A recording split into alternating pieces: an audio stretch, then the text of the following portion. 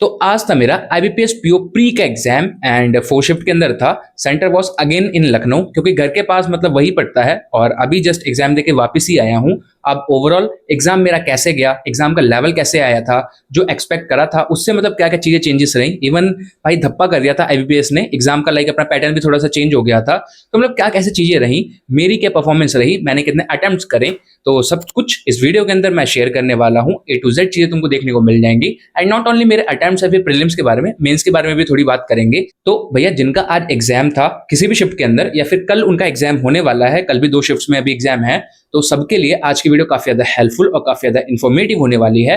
तुम भैया देख सकते हो, लाइक एनालाइज कर सकते हो कि कहाँ क्या गलती रह गई, कैसे क्या मतलब एवरेज अटेम्प्ट्स वगैरह कैसे रहे और कल के लिए क्या सीख लेके जानी है। तो सब कुछ इस वीडियो के अंदर मैं कवर करने वाला हूं। तो पहले बोल रहा हूँ, वीडियो लाइक नहीं करी तो फटाफट से लाइक कर दो, चैनल पे नए हो तो फटाफट से सब्सक्राइब कर दो। तो चलो फिर स्टार्ट करते हैं। अब अगर सबसे पहले बात करें भैया एग्जाम सेंटर लोकेशन की, तो मतलब एकदम वाहियात जगह थी, ऊपर से बारिश और हो गई तो यार मतलब एकदम अंडर डेवलप्ड वाले एरिया में थी। एनीवेज अब छोड़ो, उसके अलावा काम अपना हो गया, उतना मैटर करता है। अब आईबीपीएस ने इस बार क्या करा कि सबसे पहले तो लाइक जो पैटर्न था, अपना सीक्वेंस था, वो चेंज कर दिया। पहले रीजनिंग करा था लास्ट ईयर, अब दोबारा से इंग्लिश क्वांट रीजनिंग कर दिया। एंड इस बार मतलब तुम लोगों ने नोटिस करा होगा कि यार मतलब भाई अलग ही कुछ सीन है कि तुम्हारा रोल नंबर जैसे वाटरमार्क की तरह पूरे स्क्रीन पे लिखा हुआ आ रहा है। अब वो चीज काफी इरिटेटिंग सी लगी मेरे को, लेकिन फिर जैसे जैसे करते गए तो उतनी हैबिट हो गई। अब ऐसे तक एकदम डार्क टेक्स्ट में तुम्हारा अपने क्वेश्चंस आ रहे हैं और उसके पीछे लाइट से ब्लैक टेक्स्ट में तुम्हारा रोल नंबर वाटरमार्क की तरह आ रहा है। अभी पिछले साल तो नहीं हुआ था, इस साल भाई कर दिया, तो मतलब अलग ही चीज है ये। एनीवेज अब स्टार्ट करते हैं इंग्लिश से। देखो इंग्लिश में सबसे पहले जो लाइक मेरा क्वेश्चन खुला था वो था भैया क्लोज टेस्ट का। 6 क्वेश्चन आए थे and the passage was based on aircraft accident. उसके बारे में मतलब लाइक एक्सीडेंट के बाद में कोई 727 बोइंग 727 या समथिंग कोई एयरक्राफ्ट था, उसका एक्सीडेंट के बारे में एनालाइज करते हुए था। मतलब वोकैब काफी डायरेक्ट, काफी इजी आई थी। और मतलब ऐसा था ना कि सिंपली तुम एलिमिनेट करके भाई मतलब तुम ग्रामर से भी अपनी वोकैबुलरी कर सकते थे, बहुत इजी आई थी वोकैब। पॉजिटिव नेगेटिव से एलिमिनेट कर सकते थे, मतलब तुमको ऐसा नहीं था कि यार हर एक वर्ड का तुमको मीनिंग पता होना जरूरी था।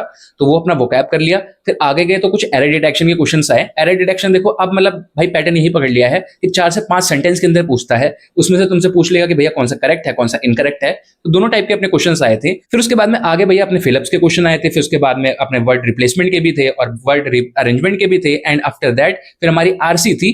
पैराजंबल मेरी शिफ्ट में नहीं था, हाँ छोटे पैराजंबल थे जो अपना फ्रेज रीअरेंजमेंट वाले क्वेश्चंस होते हैं वो थे, और वो भी काफी इजी थे, मतलब आराम से बन जा रहा था। ऐसा होता है ना कि जैसे तुम बना रहे हो पॉसिबिलिटी टाइप लेके चल रहे हो कि, तो लगता है कि यार 2 ऑप्शन क्लैश कर जाते हैं कि ये भी हो सकता है वो भी हो सकता है। लेकिन इस एग्जाम में मतलब जो लाइक जो मेरी शिफ्ट थी उसके अंदर ऐसे लाइक क्वेश्चंस नहीं थे। एंड आईबीपीएस पीओ मतलब इतना टफ नहीं होता है। एसबीआई पीओ में लेवल अगर उधर था तो आईबीपीएस में एकदम से गिर गया। तो मतलब काफी तुम लोगों ने ड्रास्टिक चेंज देखा होगा। और आईबीपीएस का मतलब लेवल काफी सही आता है, लाइक काफी डुएबल आता है।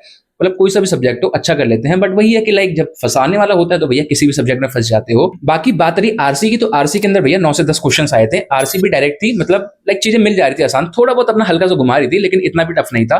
3 अपने पैसेजेस के अंदर आरसी आई थी और वो भाई अपने सेकंड हैंड क्लोथ से रिलेटेड थी। मतलब अफ्रीका के अंदर कोई टाउन था, अब वो ऐसे मेंशन नहीं कर रखा था, कंट्री सी करके मेंशन कर रखा था, लेकिन वो चीजों से लग रहा था कि भाई अफ्रीका के रिलेटेड मतलब ही बात कर रहा है। तो उससे से रिलेटेड अपने थोड़े बहुत वोकैब के क्वेश्चंस थे, थोड़े बहुत अपने वही थे, मतलब जो आरसी से तुम निकाल के डायरेक्ट आंसर कर सकते हो। 1-2 में कंफ्यूजन थी, बाकी मतलब काफी क्लीन सा गया। एंड ओवरऑल जो मेरे अटेम्प्ट्स रहे वो भाई 30 आउट ऑफ 30 मैंने इंग्लिश के अंदर कर दिए, क्योंकि इंग्लिश मतलब क्वाइट डुएबल थी। लास्ट ईयर भी मैंने भाई ऐसे ही करे थे, मार्क्स ऊपर वाले की दुआ से अच्छे आ गए थे क्योंकि एक्यूरेसी अच्छी थी।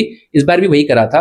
अपना मेरा जो लाइक अपना ओवरऑल सारे मैंने क्वेश्चन मार्क कर दिए थे, 15 मिनट के अंदर हो गया था। 5 मिनट बचे थे, आराम से भैया 3 मिनट के अंदर सारे क्वेश्चन एनालाइज करे कि भाई ये सही हो सकता है कि नहीं। एंड लास्ट के 2 मिनट के अंदर मैं बैठा रहा कि भैया आपका क्वांट्स का सेक्शन खुलेगा, क्वांट्स के लिए एकदम बिल्कुल रेडी हो गया था। फिर अब नेक्स्ट सेक्शन जो हमारा खुलता है वो क्वांट्स का खुलता है।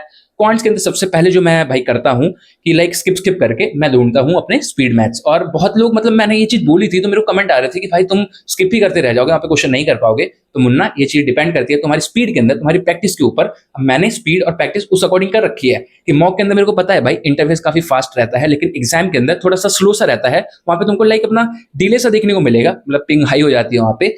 तो उसके अकॉर्डिंग भी मैं प्रिपेयर था। तो अपना जैसे सबसे पहले मेरे को देखा, मैंने एक डीआई मिली थी मेरे को, डीआई थी अपना वेज और नॉन वेज से रिलेटेड। और जैसे स्किप ही कर रहा था ना, उसमें मैंने मार्क करके स्किप ही कर रहा था, उसमें मेरे को भाई नजर चली गई कि इसमें दे रखा है टोटल वेज और नॉन वेज का, और एक अपना पार्ट दे रखा था वेज या नॉन वेज था, तो इसमें से माइनस करके, मतलब बहुत ईजी था, मतलब बहुत ही सिंपल था। थोड़े बहुत क्वेश्चन हल्के से कैलकुलेटिव थे, हल्के से इन द सेंस 1 के 2 के क्वेश्चन ऐसे आ जाते हैं, बट इतने भी नहीं थे। तो आराम से उसको मार्क करा, फिर आगे गया। और डीआई मार्क करी, एक केसलेट थी बीच में, उसको भी मार्क कर लिया चुपचाप से।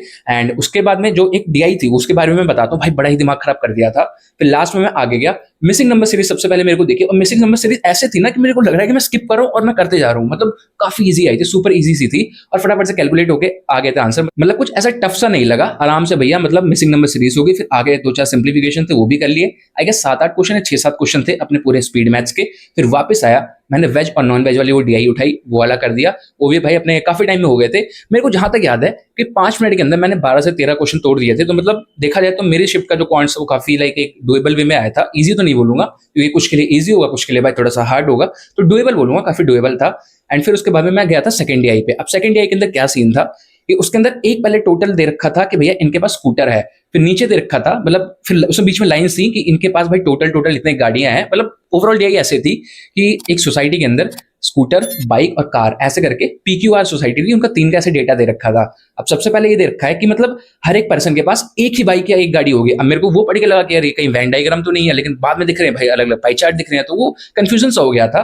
तो मतलब मैंने जब बनाया तो एक क्वेश्चन बनाया, फिर मैं कंफ्यूज हो गया, मैंने कहा ये क्या बोल रखा है, फिर मैं चला गया, फिर मैंने केसलेट बनाया। केसलेट में दे रखा था अपना तुम्हारा इन्वेस्टमेंट से रिलेटेड था कि इसने इतना इन्वेस्ट करा, उसने इतना इन्वेस्ट करा, 2-3 स्कीम के बारे में था और 2 पर्सन के बारे में था, उसमें 3-4 क्वेश्चन बेस्ड थे, तो वो मैंने निपटा दिया था। फिर डीआई पे जब वापस आया ढंग से पढ़ा तो ऐसे था कि टोटल सोसाइटी का डेटा दे रखा है, लेकिन ऐसा बोल रखा है कि हर एक पर्सन पे एक ऐसा होगा, लेकिन इस मतलब जो इस पॉइंट पे कोई भी क्वेश्चन नहीं आया था। अब इसके बाद में सबसे पहले तो जैसे उसमें जो तुम्हारा बताया कि स्कूटर का दे रखा था, स्कूटर के बाद में दे रखा है कि टोटल भाई इन पे इतने व्हीकल्स थे, नीचे देखा था कार्स का, तो उसमें से प्लस माइनस करके तुम आराम से बाइक का डेटा निकल जाता, एंड उसी पे बेस्ड अपने काफी सारे क्वेश्चंस थे, मतलब काफी सारे सिर्फ 5 या 6 क्वेश्चंस थे, वो आराम से हो गए। फिर इसके बाद में मैंने उठाया था भैया अर्थमेटिक के क्वेश्चंस, जो कि लाइक मतलब कुछ भाई वन लाइनर डायरेक्ट थे, तो वो भी काफी इजीली हो गए थे। एंड मतलब मेरे को ऐसा था ना कि यार 2-4 क्वेश्चन और एक्स्ट्रा जा सकते थे, बट जैसे कि उस डीआई के अंदर फंस गया, फंसा इन द सेंस कि मैंने देखा यार ये थोड़ा सा पता नहीं क्या कंफ्यूजन से तुरंत छोड़ दिया था, तो वो मेरा स्मार्ट मूव था। वहां पे अगर मैं उसको करते रह जाता तो भैया क्वांट्स के अंदर ब्लेंडर हो जाता। तो यही चीज है कि भाई जहां पे मैं बस दिमाग में बसा के गया था कि जहां फंसूंगा तुरंत छोड़ूंगा, अब वो 1 अटेम्प्ट 2 अटेम्प्ट मैं नहीं गिनूंगा, सिंपली छोड़ दूंगा, वो चीज करी, तो मतलब फंसा नहीं, काफी बेटर वे में मैंने कर लिया। एंड यही है कि 2-4 क्वेश्चन जैसे जो फंस गया था, एक अपने अर्थमेटिक क्वेश्चन में और फंस गया था, थोड़ा सा मतलब 2-3 बार सॉल्व करना पड़ गया था क्योंकि कुछ पॉइंट में मिस कर रहा था, तो ऐसे करके मैंने क्वांट्स के अंदर 27 क्वेश्चंस कर दिए हैं। और मतलब ये नहीं बोलूंगा कि और ज्यादा कर लेता भाई, जो हो गया ठीक है, मतलब यही था कि देखो डुएबल थी, तो मैंने करे तो भाई सबने करे होंगे, ऑब्वियस सी बात है। एंड आफ्टर दैट इसके बाद में आता है अपना रीजनिंग का क्वेश्चन, जो कि भाई मेरा अलग ही सर दर्द रहता है, स्पेशली प्री के अंदर। मेंस के अंदर तो मैं फिर भी बढ़िया कराता हूँ। अब इस बार क्या हुआ कि जैसे कि इस बार क्या मतलब पिछली बार एसबीआई पीओ के अंदर पता है तुमको क्या कांड करके आया था मैं, तो मेरे को ये था कि भैया ये चीज नहीं करनी, ये चीज मैं दोबारा कर चुका था, मतलब कर देता। आज ऐसा हुआ था कि सबसे पहले डायरेक्शन का क्वेश्चन खुलता है अपना डायरेक्शन डिस्टेंस का क्वेश्चन था, उसको उठा लिया मैंने। अब भाई पता नहीं क्या उस सीन में मैं डायरेक्शन का मैं करा, उसमें फंस गया, तो उसमें मेरे को जहां तक याद है आई गेस 17.5 मिनट तक आ गया था मैं, एक भी क्वेश्चन नहीं हुआ था। मैंने भाई मेरा दिमाग एकदम से खुला, मैंने कहा भाई क्या कर रहा है, मैंने तुरंत उसको मार्क करके स्किप करा, आगे गया, मिसलेनियस उठाए। मिसलेनियस के अंदर सबसे पहले एक था लाइक ऑर्डर एंड रैंकिंग था, चॉकलेट पे बेस्ड समथिंग था, वो थोड़ा सा मतलब हल्का सा अपना टाइम लगा, टाइम मतलब इन द सेंस कि जैसे बिल्कुल एक हलवा जाता है वो भाई तुरंत फटाफट से बन गया, लेकिन वैसा नहीं था, हल्का सा थोड़ा सा पजल टाइप में था वो, उसको अपना थोड़ा कैलकुलेट करा, बना दिया। एंड कंडीशन उसमें मेंशन थी कि भैया सबके पास होल नंबर की चॉकलेट्स हैं, मतलब whole number in the sense कि 1 2 3 4, अगर वो किसी ने नहीं पढ़ी होगी तो उसको लग गया होगा अच्छा खासा टाइम, तो वो मैंने पढ़ लिया था, तो ऑर्डर रैंकिंग बना। फिर उसके बाद में इनइक्वालिटीज के क्वेश्चन थे वो बना लिए। मिसलेनियस के अंदर अपना इतना ही आया था, इसके बाद में एक वो डायरेक्शन डिस्टेंस था।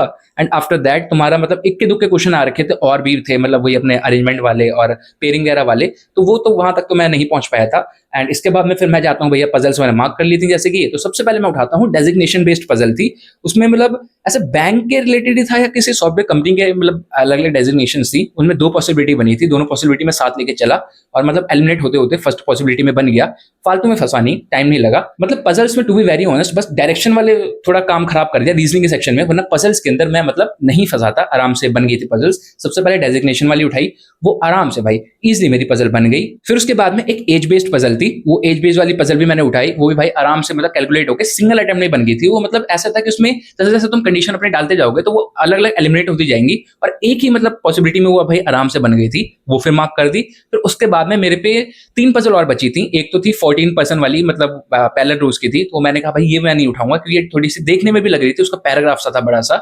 एंड 2 पजल और थी, एक थी अपना लाइक फ्लोर और फ्लैट बेस्ड वाली थी, और उसमें था फुटबॉल से रिलेटेड था कि मतलब अलग अलग क्या उनके रूल्स हैं। एंड एक थी अपना अनसर्टेनिटी अनसर्टेन रो वाली, तो मैंने उठाया कि यार जो अनसर्टेन वाली थी वो 3 क्वेश्चंस की थी और जो फुटबॉल वो मतलब फ्लैट फ्लोर वाली थी वो थी 5 क्वेश्चंस की। तो मैंने कहा यार वो वाली उठाते हैं बड़ी वाली, तो वो मैंने बनाया, वो आराम से मेरी बन गई एंड उसको भी बढ़िया बढ़िया से बना दिया। फिर उसके बाद में मैंने उठाया था डायरेक्शन डिस्टेंस, लास्ट में सबसे डायरेक्शन डिस्टेंस बना लिया। ओवरऑल मतलब रीजनिंग के अंदर 24 अटेम्प्ट कर दिए। आई नो मतलब बहुत तगड़े नहीं है, लेकिन जो मैं ब्लंडर करा था तो उससे तो आई गेस बेटर ही है। तो ये चीज मेरे लिए सही है कि मतलब फंसा नहीं कहीं, फंसा तो मैं तुरंत निकल गया। ये चीज थोड़ा मैंने ध्यान दी एंड ओवरऑल अगर हम तीनों को लाइक कंबाइन करते चलेंगे तो 81 अटेम्प्ट्स है मेरे आईबीपीएस पीओ प्री के अंदर। एंड ऐसा होता है ना कि यार इंग्लिश के अंदर एक्यूरेसी थोड़ा ऊपर नीचे, मतलब यार इक्के दुक्के कुछ गलत हो सकते हैं, तो थैंकफुली मैं इतना कह सकता हूँ कि इस बार मैं थोड़ा कॉन्फिडेंट हूँ कि इंग्लिश भाई अच्छी गई है और मतलब ऐसा मैं डाउटफुल नहीं हूँ कि कुछ गलत हो जाएगा।